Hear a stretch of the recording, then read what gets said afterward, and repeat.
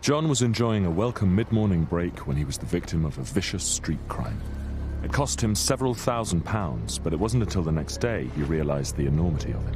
All he can recall is responding to a text from what he thought was his bank, urgently asking him to verify his security details. Moments later, he'd been robbed in broad daylight.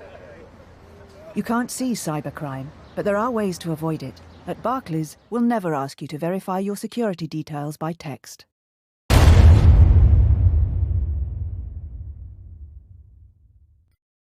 You have to, this is so interesting to me. You have defined yourself as a libertarian Marxist.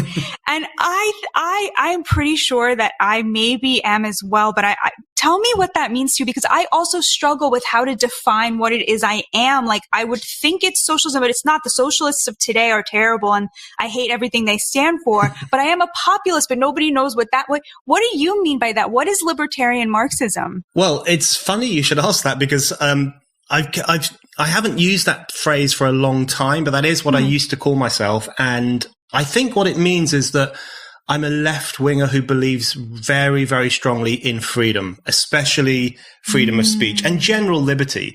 And the point I've often made in discussions I have with leftists in the British media, I often say, look, the left used to really care about freedom far more than the right. If you go back to the countercultural left of the 1960s, and then even back further to Marx and Engels and Trotsky and others, a core argument of their writing was the importance of freedom, of liberating the individual from the burdens of an authoritarian society or the burdens of poverty and allowing that human potential in every person to flourish. There was always that very strong current in the left of freedom. So I often make the case that the left's relatively recent turn against freedom, by which I mean the Western left. Obviously, the Soviet left was never interested in freedom, but the Western left's relatively recent turn against freedom is an abandonment of some of the founding principles of what it meant to be a left winger, which meant trusting ordinary people to decide their own destinies, trusting communities to work together through solidarity in order to improve their